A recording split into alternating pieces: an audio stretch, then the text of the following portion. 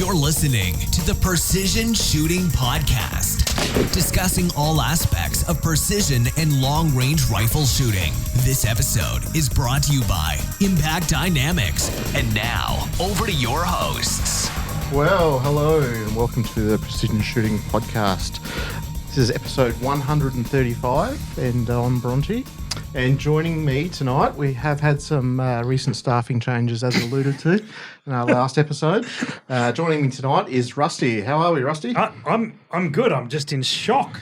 I wasn't expecting to hear your voice. The memo to me was that you were no longer here, but clearly that's wrong. Anyway, Well, carry you on. know. Carry on. Can't keep a good thing down. Sorry, I couldn't even say that with a straight face. Well played. Well played. Good. Speaking of good things.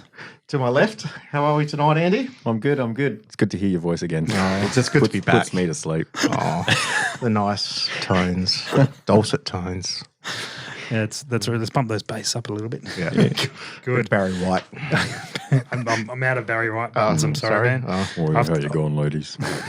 No, there it is. There it is. Found it again. There we go. Good. Any more? So we've been taste testing. Oh, okay. Well, we're going to move past the elephant in the room and sorry. Go on to taste testing. Hi, Bronte. Hi. Okay. Good. Well, that's the team. Let's carry on then. No, yeah, we've cut the other one, haven't we? What other one? What other one? I'm not sure what you're talking about here. Very good. Excellent. Right. Andy, you were talking. You had a topic. No, I thought Bronte broke it. Oh, I broke everything. Possibly. I guess Shooting from the hip and breaking lathes. Good. Well, speaking of lathes, we'll get onto that shortly. Our last episode was on the 2019 data for the PRS. Yep. Yeah, right. Yeah. So, Bronte, I'm gonna show you some of the charts. But if you guys haven't heard it yet, go listen to it. It's on the normal podcast. It's one episode back from this one, so go check it out.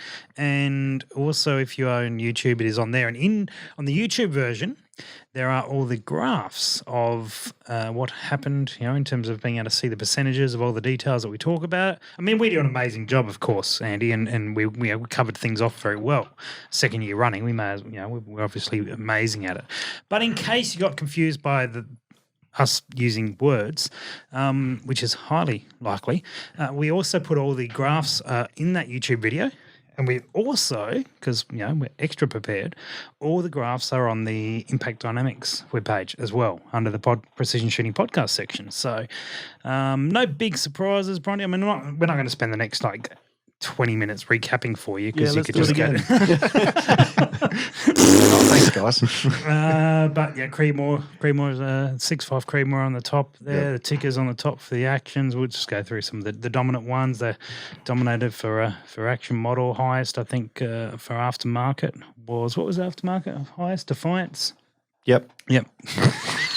Said that with confidence. Bartline were the number one barrels. KRG were the number one stock/chassis. Of all the options. None of that's overly surprising so far because they're all pretty either readily available products and good quality for that matter too. Yep, absolutely. Triggers, Tigger Trek. That's a different. Okay, so right. That's Winnie the Pooh made an entrance. Winnie the Pooh. Yeah. Tigger Trek. Is that because it's sticky and covered in honey? I was referring to Tigger. But also in the mix was Trigger Tech, much more relevant. Scopes, number one Night Force on the ATEC-R was the most popular model. APA for muzzle brakes. Atlas for bipods. Applied Ballistics for Ballistics app. What we didn't know is whether that was necessarily Applied Ballistics in a Kestrel or as a separate app.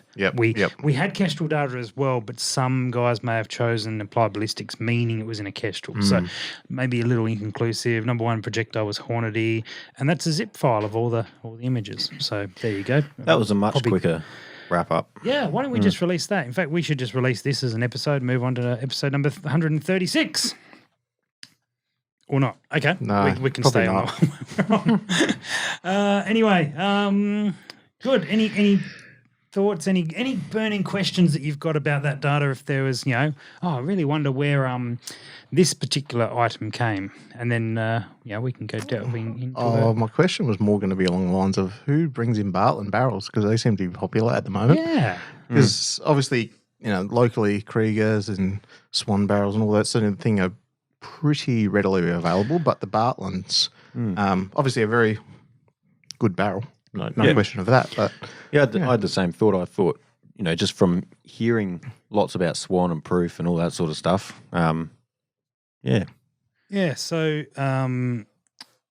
the 7mil.com.au, I know stock Bartline barrels. I think they have multiple stockers here, which is, I think, part of the reason, that it happened. So, that's interesting to see. Just while we are making mention of it, we just gone to the 7mil.com.au unsponsored website, and we see on here that they have received clarification from PayPal and can resume using PayPal payments. PayPal very tight to jump on anything gun related. So that's a very interesting, obviously, reversal at some point. It is. That logo doesn't really look 100% legitimate, though, to be honest. It's got a few cybersecurity alarm bells ringing, but moving on. Good luck. You can spend money at 7mil.com.au if you wish. Good. Brilliant. Now, something popped up this last week. It was a video from Ultimate Reloader. Now, this is not a new video, I should clarify. This is an older video. This is from April last year, and it is a 40-something minute video of a comparison between 14 I reckon. reloading presses. And I don't know why I hadn't seen it before. Andy had seen it before. Bronte hadn't. No. And I spend a lot of time on YouTube. Yep. Okay, cool. Yep. And the other tube, I assume, too? All the tubes. All the tubes. All the tubes. Oh, wow. That got real bad real fast, didn't it? Yep. It's amazing how quickly things digress. And how many tubes are inappropriate. Anyway, it's a really good video. So we'll drop that in the show notes, no doubt, or we'll forget to, and you guys can just Google Ultimate Reloader comparison video. In fact, probably the second option is much more likely. Much more reliable. Yeah, far more reliable. So that was really good, and the reason that got brought up was because Andy's having some problems, but we'll get onto that a little bit later, perhaps, see how we go for time. You guys been shooting recently? Not going to delve directly down your path yet, Bronte, because I know that's where we're headed, but prior to that, have you guys done anything recently exciting? Or I did a little bit of load development. What was that, 2 or 3 weeks ago? Just took me a while I put up some of my results, but... Oh, yeah, you did too. Yeah, getting some half-decent results, I think. Half decent, averaging half MOA. Half mil would be pretty impressive. Wow. Yeah. Well, half mil radian, not so much. Half millimetre. Yeah. No. Half inch groups. Yep. Just looking for a flat spot in my velocity, which turned out to be pretty high, so I'm sending them down pretty quick. Okay. How quick's pretty quick? Just out of interest. I think all the quicks. I think it was about the 2820, 2840, I think, from memory. That's down the tube. For 140s. Yeah. Yeah, it's moving. So I probably need a new barrel soon. Join the club. Get used to that problem. Yeah. It's like a permanent state. Oh yeah, no, I just got a barrel. I just had my barrel arrive. And literally a couple seconds of use. Literally a couple seconds. Yeah, very good. So yeah, that's what I've been doing. Oh, also built myself a really crappy barricade at home. And my theory is, I went to like a Bunnings and just bought a whole bunch of like offcuts that they had there. Turns out it's really cheap. Really? But they're usually like bowed pieces of timber. Okay. Yeah, right. So I just screwed a whole bunch together. Sort of made, sort of like a skill stage sort of setup. Yep. And it's wobbly, like really wobbly and really crap. And I thought, well, if I can get stable on this, maybe I can get stable on a boat. Yeah, that's it. So that's my thinking. Yeah, okay. No, it's well, if it was cheap. Yeah, that was it. Yeah, I think it was about $10 all up for timber and I had some screws at home, but yeah. I'll let you know how long it lasts. Yeah. Sorry, what are we talking about again? I've been derailed here. Okay. And Dutchy's not even here to do it for us. That's the depressing part. What's going on? Well, I had a very interesting weekend. I ended up at the ADA, the Australian Deer Association Hunters training weekend. There was probably a better name for it, but I don't know what it was. I was asked to speak there about long-range shooting. Okay. Which is an interesting ask. Especially from that sort of crowd as well. Well, I'll tell you the story about it. You guys might be familiar with the Baron from Hunting HQ. Well, the Baron last year went out on their big hunt. I don't know if you've been following that story, but they do the big yearly hunt, and they went out and he shot a deer at, I think the distance was 587 metres. I'm happy to be corrected, but it was in that vicinity. It was north of 500, south of 600. Yep. And he, the editor of the magazine or newsletter or whatever happened, then, got the details and then put it out to the entire of the branch, saying congratulations to the Baron on his 580-something metre shot. Well done. As you can imagine, because it's still fairly divided in the deer hunting community, that didn't necessarily it had mixed results. Didn't tick all the boxes? Didn't tick all the boxes. Now, it had results on both sides of the spectrum where guys were not comfortable with it, okay?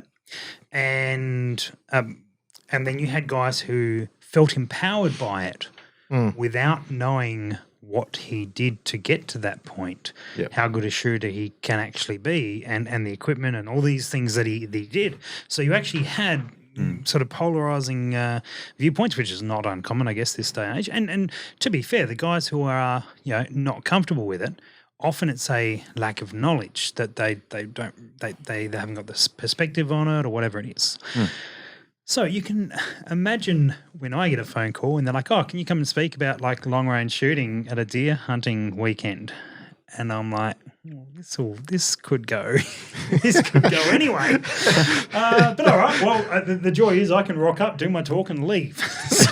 So I'm not part of the association and all this sort of thing. Anyway, so the president of the branch that was hosting it gave me a bit of a brief. He said, "Look, I don't go in there and teach everyone how to long range shoot because most of them don't want to know.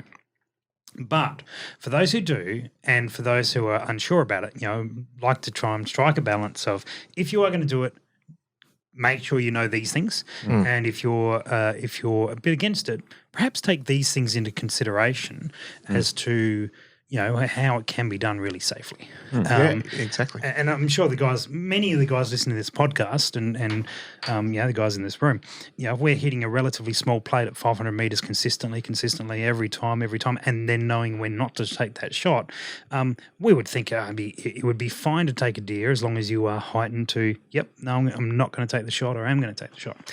So I was going through all the content of, what do I talk about and what are we going to cover and what equipment can we get a hold of and show everyone and all this sort of thing. And I was looking for a way to angle it because, the problem is that when you're on stage, and there was about 45 people there, so it was not a massive crowd, but I mean, they were only expecting 20, so it was was good. Yep. And you can get people very offside very quickly and then don't really have an opportunity to recover them. So I didn't particularly want to come out and just say, "Oh, yeah, stuff all you blokes who don't think it's a good idea." I'm just going to focus on the guys who or start combatively where you're like, "Okay, guys, who thinks 200 meters is a long way, the longest shot you should take?" And then they go, "Yes." And then you go, "What about 201 meters? Do you still take the shot?" And they go, Yes. And then 202, and we spend the next hour and a half working our way out to 800 meters when moments ago it was 200, and I that was watch that. Yeah, could be fun, but not conducive to where we were trying to end up. And anyway, so 3 pints of IPA, pineapple IPA, work that out. Anyway, it tastes a lot better than I thought it was going to. 3 pints of that in, and I decided to go down a path of bringing everything back to an ethical shot. Yep. So frame the talk from the beginning, nothing to do with distance, ethical shot.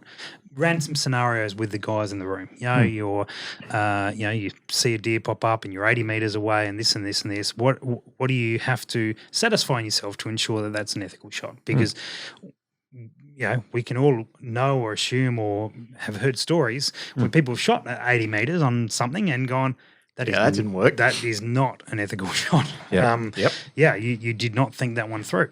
And so I think we started that, and then we started growing it a little bit, and we started, adding a little bit of distance in, or changing the species of deer we were talking about, or changing the caliber we had, and doing these things, and then what do we need to ask here to ensure that this is an ethical shot? And then of course we started building it out from 100 to 200 to 500 to whatever it may be, and then once we hit that long range, and they were like, oh yeah, I guess if you take these into account, then it could be an ethical shot, but you need to know. And so we broke down into three topics. We won't go into the full details, but one was equipment, one was knowledge, and then the one that I know I'm lacking at the moment is skill. Is practice, because you can know. Thanks, Andy. You can know heaps of things, and I'd like to think that I've got a reasonable knowledge, but knowing and then applying is two different things. And I have been able to apply previously, and I can apply certain things at the moment, but I then offset that against the Baron, who perhaps is not as long range experienced, however, had a mission, had a task, and worked his ass off, went shooting regularly, very regularly, to ensure that they could do it, and they were in peak condition. And I even spoke to him afterwards, and he said, if we were going like right now, I might bring my comfortable distance back in a bit, because I haven't done that for a while. So it was anyway, it was well received, which is exciting. And I didn't get Didn't get the booze? Didn't get the booze. No, we got the booze that night. Definitely got the booze that night. Would have been disappointed if we didn't. No, we didn't. We didn't get the hostilities potentially, or at least even the questions that I got were like, oh, how does a bubble level help? Or those like actual legitimate understanding questions and building knowledge questions. Which were really good. And I end up speaking with some guys at dinner for a while, and it was really good. So it's wonderful to see people taking that understanding, but taking it seriously as well, and going, okay, if I want to go down that path, there's a lot. I think we did one little question thing, whereas you had to put your right hand up for it was left hand up for yes answers and right hand up for no answers, and I would then make a statement, and they would have to agree or disagree with it, basically. And the first one was is fallow tastes better than samba, and then they would go, and they said that, and they've all voted one way or the other. I'm like, Simo, what's the right answer here? I don't know. And then the next one was ticker. Remingtons are better than tickers was the statement, but then we got into some more serious stuff, and then we talked put some questions forward that perhaps even some reasonable long-range shooters would get wrong. Yeah. And the point wasn't to humiliate anyone or anything along those lines, but to put it forward to them that there is actually a lot of knowledge that you don't know you needed to be able to do some of the stuff that you wanted.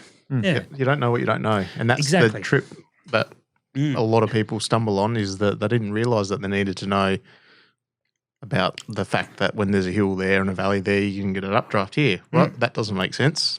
But it makes a difference. If you're shooting on an angle, it can affect actually what distance you allow for. But the rangefinder told me it was 602 metres and went straight over its head. What's going on? What temperature did you do the load development at the other day, Andy? Hot.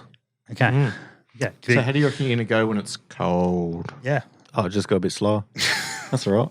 At least you got the right framework for it. Yeah, exactly. But things like that, and it was really interesting to see the reactions to some of that stuff, and even some guys who I knew, and I asked them and watched them answer, looking at them, and then told him the answer, and then I got him on a technicality for a couple of them. As you should. It's the best way. Yes, but anyway, perfect. And I think there was one answer that no one got right, which is what you want. But it was good. They seemed to respond to it fairly well. And we put some sexy guns looking up there, and they and then pulled the tiger. Yeah, pulled the rainbow gun out at the end, and got all sorts. That would have been quite divisive. That was more divisive than the topic. Yeah, I can accept your desire to shoot long range, but I cannot accept that. I cannot deal with this rainbow gun that you are claiming. Where is the timber? And what do you mean it's not a 270?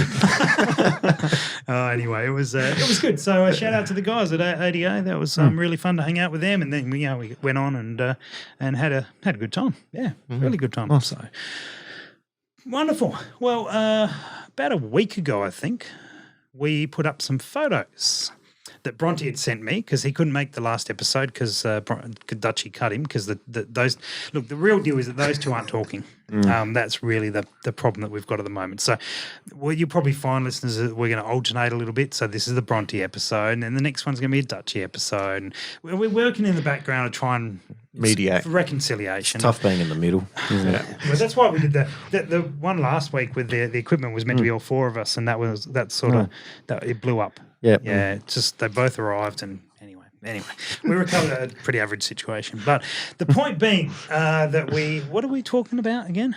Something to do with photos last week. Yeah, because Bronte, he's like, oh, look, I'll send these through and you guys can have a little look at these. And that was some photos of some groups that you shot, Bronte. I'm going to drag them up, but I didn't see any tell us. groups. Yeah, I think groups is probably overstretching it a little. Sorry. Some general impacts with the same piece of paper is probably a little bit more Are we talking about the same pictures? Because I put some up with some groups. I'm actually trying to find your pictures of groups there. I haven't found them yet to see whether my replacement ones are respectable or not. All right, there we go. That is the image there. This is about 100 meters, isn't it?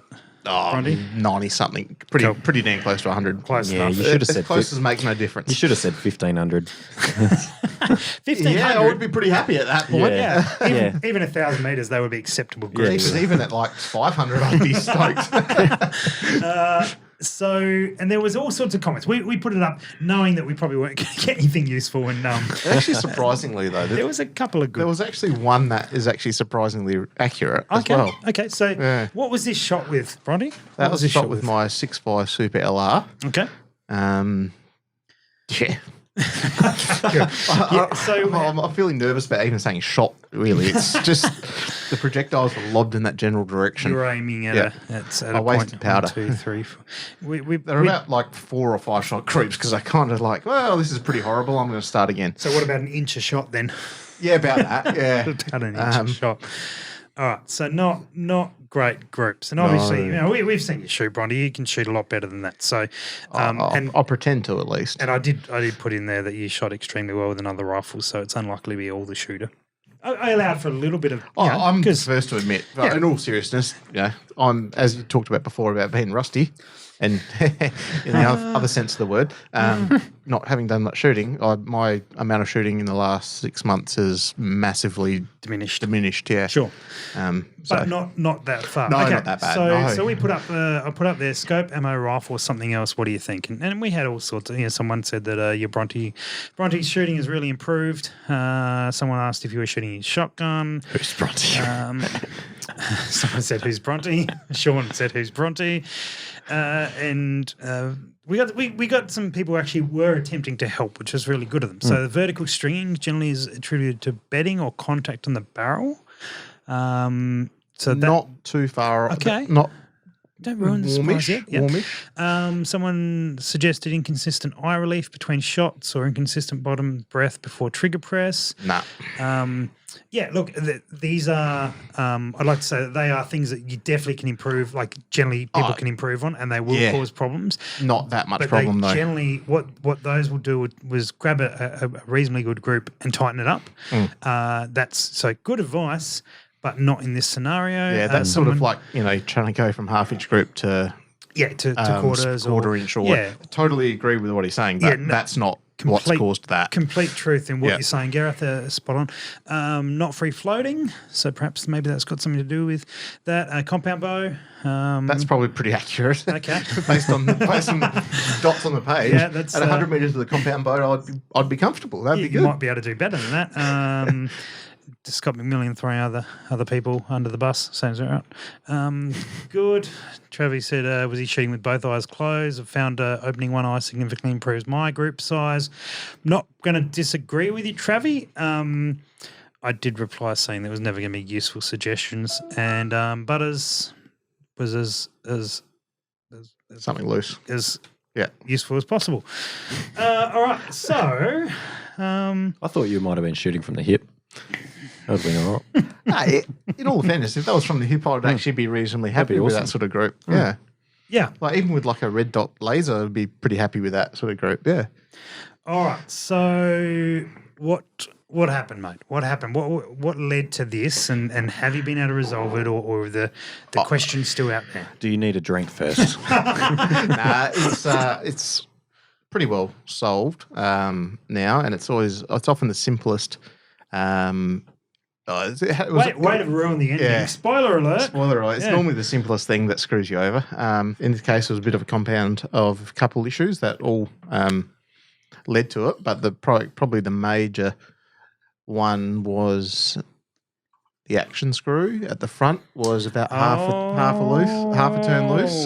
So I only had a short little stubby Allen key with me. Yep. Checked it when I was there, and it was tight-ish as you could reasonably get with that. Mm-hmm. But then taking it home and getting onto it with a torque wrench, it gave it that bit of extra. Okay. Okay. But that wasn't all of it. Yep. Doesn't sound like that would be all of it. Yeah. So we sort of got home, stripped the gun down, blued up the action with die maker, like bearing blue. Yep. So basically then dropped it into the chassis and built it with a hammer a few times at the back to simulate recoil. Yep. Pulled it out and then went over the chassis with a magnifying glass to look for any spots where the blue had transferred back on, to look for pressure in spots where there shouldn't be pressure or uneven pressure and the like. Right. So there were a couple little spots up the front. One of the screws that I had replaced on it that held like the front fore end Yes. on the ESS chassis. Yes, okay, yep. Too long? Yeah. Too long. Yep. Pushing into the barrel. Yep. Yeah, okay. That was it. And then the other part was actually I had a bit of a look at my load as well, because the barrel would be close to 5,000 rounds through it total now. So I had about 3,000, and then it got the chamber set back. Oh, okay, yep. And then it's had about another 2 since doing that. Mm-hmm. And it's probably had 1,000 rounds since I did anything that resembled load development. Right, yep. So that was quite an interesting thing to see how much my throat had chewed out in the last few rounds. So I'd lost about 40 thou throat, which wow. So the RDFs don't like being jumped about sort of 65 thou, 70 thou. Gotcha. Funny enough. Okay. So look, and it's great. It's a great problem to have, and in that. A great problem to have to talk about. I should clarify. Frustrating to have at the time, no doubt. The plan was to go bang steel at 1,300, 1,400 metres. And I'm like, well, I'm not going to even waste my time today. Yeah. But it is so indicative of so many problems that we see. Generally speaking, I'm sure you've come across it, Andy, where they're compounded. They're not one thing, and so sometimes you notice the action screw is a bit loose, so you tighten it up, and it doesn't fix it. But what you're perhaps missing, if you don't test it afterwards effectively, is it may get a bit better. And so it sounds like you're an analytical guy and you're an engineer or whatever you claim to be. Something like that. So you're actually able to go through thoroughly. But it's a really really important thing, because a lot of people, I think a lot of people find something and then just assume that That's they what it often was. stop once they find a problem. Yeah. No, don't stop then because it's never just the first one. Yeah. Yeah, it's true, and Andy, have you experienced that before? You've seen that? Not to that degree, but when I have found an issue, I'd usually like just strip it completely down, pull the whole chassis rifle apart, not completely, but take it out of the chassis and then just put it back together, make sure everything's torqued up right, make sure the scope mounts are right. And then you're like, just forgot to hold for wind. Shit, forgot to dial. That's my process. Just strip it back, start again. Yeah. We used to have a process in back when we were running training through Impacts, and this came up in a video I did with Ben Jarrett. Not probably getting on a year now, and we used to have a process where you would start at the front of the gun, and you wouldn't go obviously as in depth as you did, Bronte, but you'd start muzzle brake and check that, make sure that was tight, and then you move your way down the gun, your barrel, floating if that's the gun you got set up on. You go through from front to back. And this is something that like useful to do at the beginning of your day, and then if a problem arises and being able to check front to back, and because you're doing it Systematically. You cover all your bases, and it's one of those things that I've seen. So I've seen someone who was having problems, and their bipod was loose, right? The bipod was really sloppy, and they, thought, problem solved. Fantastic. Tighten the bipod up. All that sort of thing. All right. They did that, and it was still all over the shop. And I'm like, did you go through the whole list? No. Muzzle brake, barrel, bipod, fixed it there. Well, obviously you didn't. Scope rail was loose. Yep, that would do it. Well, yeah, and it was rattling around really well. I mean, we've all been victims of doing this, but whenever you get something like that, the ability to be able to go from front to back or back to front or however you do it, if you got your own list or whatever it is that you may do, but checking every little step, and if you hit your problem, carry on looking because there might be something else there. Yeah, and that's precisely when I was actually out there doing that, because the whole thing was, I'll just chuck 3 shots down at the group just to check my zero because I haven't done that in a while. Yeah, that's right. Yeah, definitely the zero. And you basically on the day, as you said, go through that. First thing that normally gets a bit of attention as you go muzzle, strikes on your muzzle brake or anything like that. That all looks pretty good. Grab the barrel, try to rotate it. Will it spin? No. That may have been what was alleged on a previous podcast by your nemesis. Oh, right. Wasn't he making his own muzzle brake with his machine? And I think I know the solution to this problem. Oh, of course it was. No. I haven't actually. I just keep breaking machines, not actually making anything with them. All right, you have to explain that then. Yeah, well, apparently using my lathe aren't very strong. Sorry, that was a bit quiet. Sorry, say that again. I didn't catch that. Yeah, so just may have happened to have broke the change gears in my lathe. So that means I can't thread or power feed at the moment until I get those replaced. Okay, and being on a lathe, they're probably super cheap. I don't really know how much they cost because nobody sells them. Oh. Yeah, that's more of that. Actually, sorry, one place in America sells them. Okay. Yeah, except minimum order $200 US to consider shipping it to anywhere other than the States. Oh, right. And how much do these things cost? Yeah, they're selling them for $11.50. Oh, so you've got the other problem. These are cheap. Well, I think they're the right ones. If for $11 you just buy them, and if it works, it works. If not, but could you buy 20 of them and just return the other 18 that I don't need? So if any of our listeners are in the US, and what state's this place in? Oh, it's just Grizzly, so I think they've got a couple places. Oh, okay. Across, and if anyone happens to be living in the US and can ship us a couple of gears, 16 tooth gear, module 1.75. Maybe just get in touch if you can do that. Bronte will send you loves and kisses and probably some money for it and other things. Anyway, photos and so stuff. you can get them custom made in Australia, but that's like $300 or $400. I'm like, well, might as well just buy the equipment to learn to make gears myself. So that's the current plan. So have you got spares for the? Yeah, exactly. Well, that's the thing. If I buy the equipment to make them, Yeah. I can just keep breaking them and replacing them. What I'm talking about is if you got spares for the gears on the equipment that you're going to use to make the spare gears, because you'll probably break that as well based on your current trend.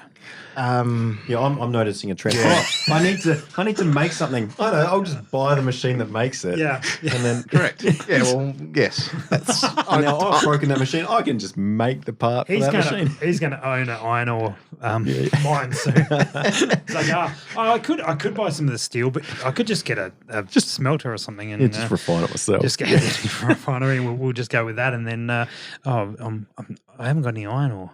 And it's expensive to get from the US, so I'll just buy one. Just start digging. Just buy one. Just buy mine. Have you got Badco money? Oh, it'd be nice if I did. Oh, you might be. I wouldn't be making stuff. I thought you made it for a hobby. Yeah, I did that too. Until stuff started breaking. Oh, got And it expensive. didn't get fun anymore. I bet. Very good. Now, speaking of breaking stuff and problems, Andy, you seem to have a bit of a problem. Oh, let's not get into my personal life. Is it tube relationship? Yeah, with my reloading. Yep. Mm-hmm. What happened? Well, whilst I was resizing my brass and all that sort of fun stuff, I had some brass just lying on the table. Gave them a bit of a knock and they rolled along the table. And I sort of noticed a wobble in my neck where it was... Cases or... Yeah, the neck of my cases. Yep, it was a bit of a wobble. So I looked at that and I thought, that's not right. So I thought, what can fix this problem? And now I just want to get a new press and dies. I don't know what the problem is. Just get a new press and dies. So, ladies and gentlemen listening, may I present Exhibit B, the courtroom of perhaps what not to do. I think he's been hanging around me too long. Hey, I've got a problem. Let's just buy something else. That will fix it. No. If he was hanging around you, he would have bought the machine to make the press. That's it. Yeah, it's my probably dies not a bad thing to have a crack at making, Just actually thinking about it. That's it. I'm making my own dies. No, the problem with making dies is you need to get a special reamer that's smaller than the reamer that you use to chamber your rifle. Now I've just worked out why Sean started STS targets. He's like, I don't have to hit the targets, I make them. That's right. Yeah, well, you wouldn't want to damage his own product that you make. You take pride in what you make, so you don't want to see it destroyed. So, yeah. Anyway, sorry. You've got problems with your neck. Yeah. Well, that's just crooked, so it's not right. Yep. And rather than working out what this problem is, you would, for our listeners' benefit, so that they perhaps could learn something, you're just going to replace everything. Yep. Cool. Seems reasonable. My thought was the press that I've got, I bought that a few years back and it's secondhand. It's the entry level RCBS press. Okay. There's a fair bit of slop in the RAM. Yep. And all the linkages. So I think it's just time to retire that one to decapping and maybe priming and upgrade a bit. So what would be interesting to do is both for here and for your own, being an influencer now on Instagram. I can try. You're an Instagram model. Thursday nights. You could. I'm assuming you got a fans only page or something as well. Isn't that what most of those influencers do? Yeah. It's full of fans, like roof fans. Yes, that's right. I'm sure it is. Pedestal fans. Oh, you idiot.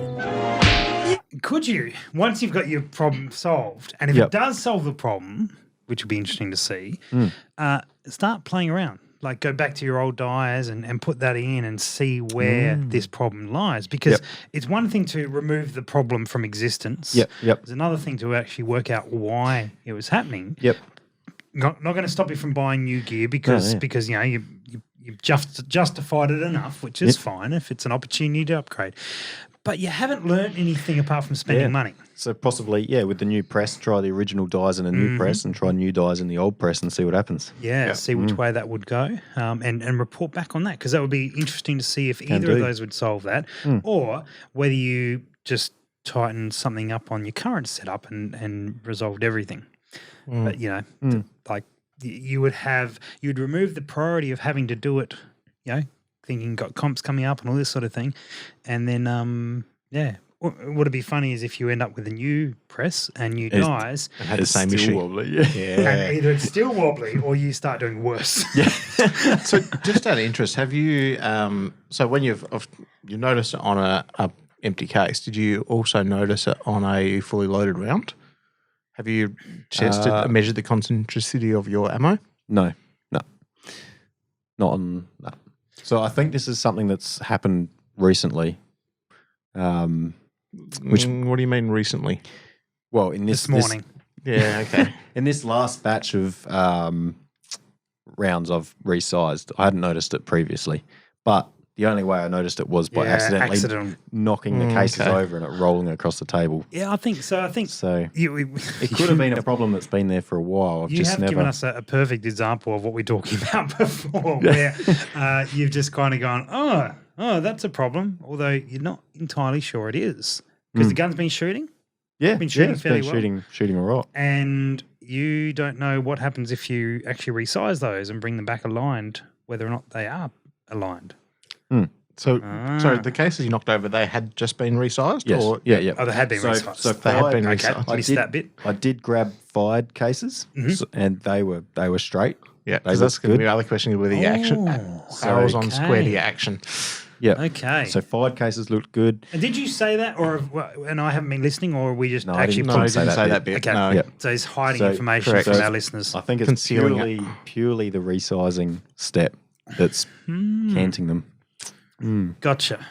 So so I'm not running bushing dies. I'm running one with the expander. So whether that has got a bit of a bend in it, That is a known likely culprit Consideration. of something that you would want to check whether you've had it not adjusted right and bent the mandrel on the inside. That does happen. Yep. Seeing Or as had a I bit of crap on there. pulled it it possibly. So really, the only way to fix it is a new press and dies. So let's just go with that. So I'm glad we've been able to present both sides of the argument. Yeah, that's right. Very detailed analysis that led to this decision. Oh, that's good. That's good. Now we have had a question from one of our Patreons. So if you're not on board with Patreon, maybe check it out. It's since we've redone Patreon for those who were perhaps missed the last episode, we have completely redone our Patreon. So now it's expanded to the greater Impact Dynamics universe and includes a whole range of things. Bronte just had bubbles go up his nose or something. Anyway, and there's all sort of different levels at $1, $2, and higher and higher, and we are certainly very much appreciative of that. And one of the benefits of being a Patreon is if you ask us a question, we'll answer all the questions we can. That's what we do. But we also will give you some priority if you're a Patreon because you're taking care of us. We'll throw the favour back as best we can. And if you're not able to do it, doesn't mean that the podcast's going to cost any money or anything along those lines at all. This is just like a little bonus if you can do that. It helps us pay for gear, and we've got a few goals that we'd love to see happen this year that you guys might wish to see what happen. You can check them out on the Patreon as well. Anyway, Sean asked us a question. Hey guys, you sound like you have a lot of fun and I really enjoy your shows. Awesome.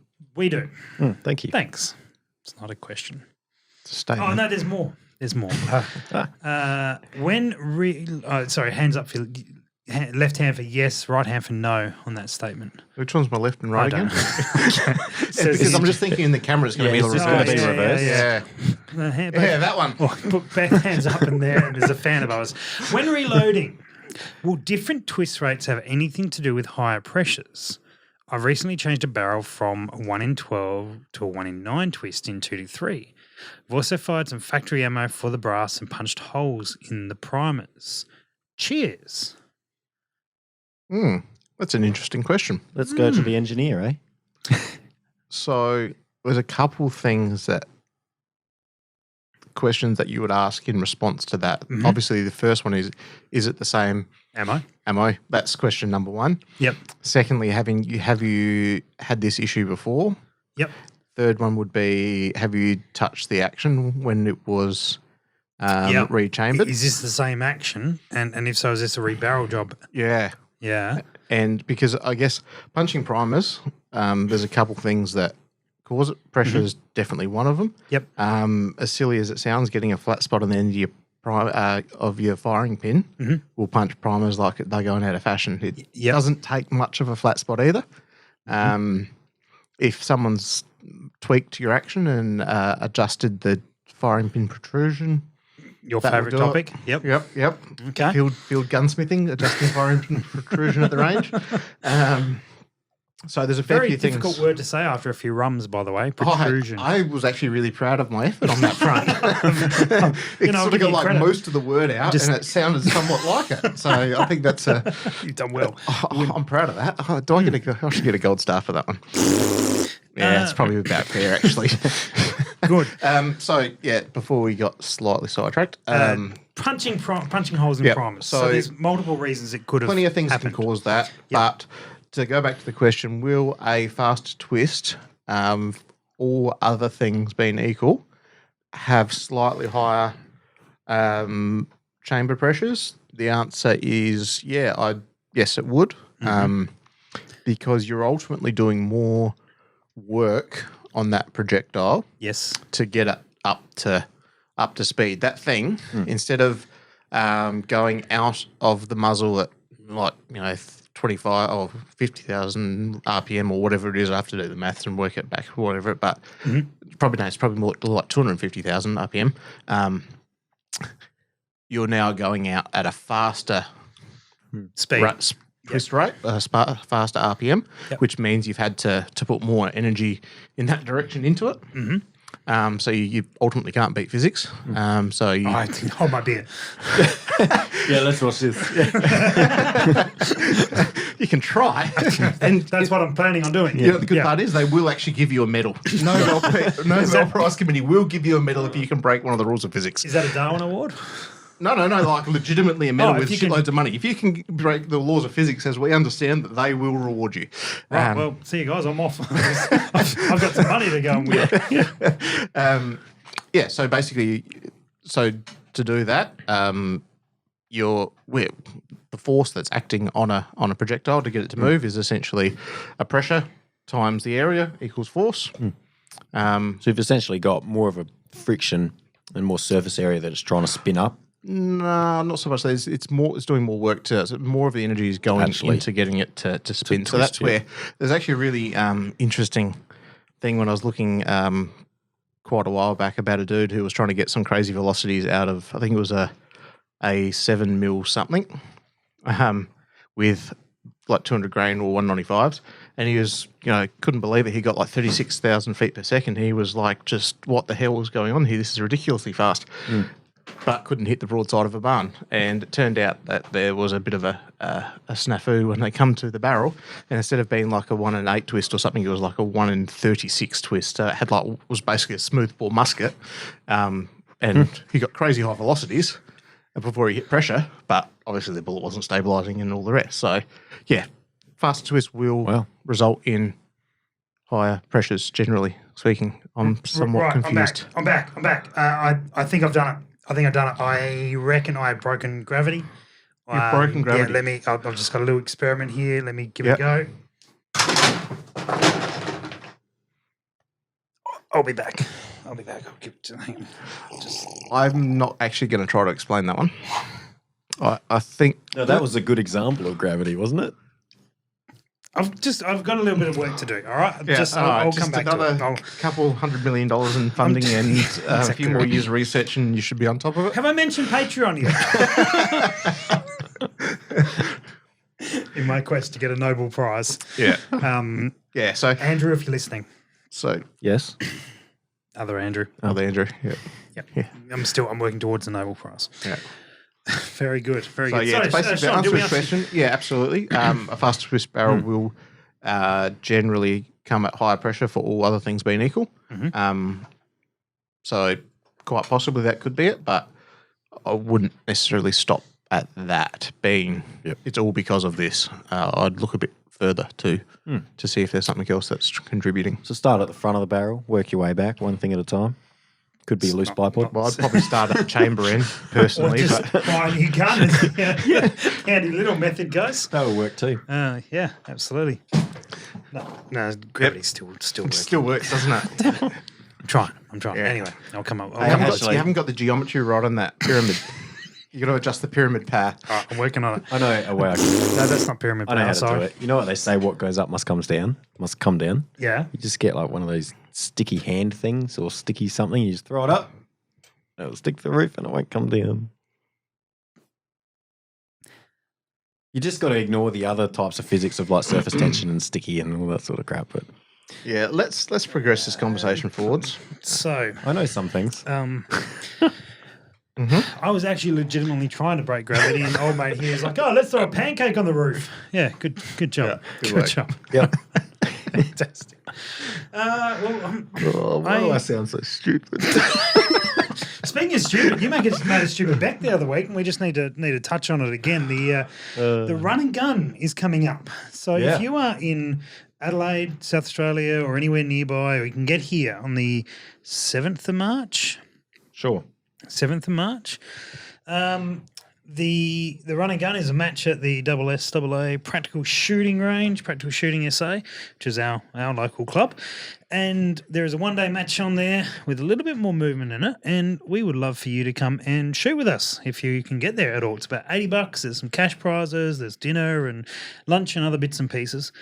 And we have a bet going on. March 7th? March the 7th. That That's is what what you I said. said. Yes, I got something right. So we've got a bet where Andy and I are shooting the match. Although Andy got a message before about maybe helping out with match directing, and you're going to have to say no. Because that I would be may be able to, depending on what I'm doing, I may be able to shoot as well. No, but you No, know no, too much my- about the match, though. my point is that would be a conflict of interest. We've got a bet on for this match. Remember? Yeah. Yeah, I have to get 40% of your score. Yeah.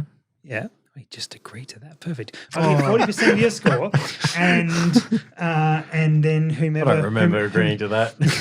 Pretty sure it's even been recorded. You see that red light over there? Yeah, you just yeah, gotta that one. listen back to the Yeah. other episode. I will just hang on. Let's just go through the contract again.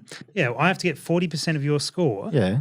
Yeah, that's what I thought. 40%. So I was going to get 40% of your score, 70% of the score. Something. We'll work out the details. Lawyers will get onto it. That sounds a lot lower. And then if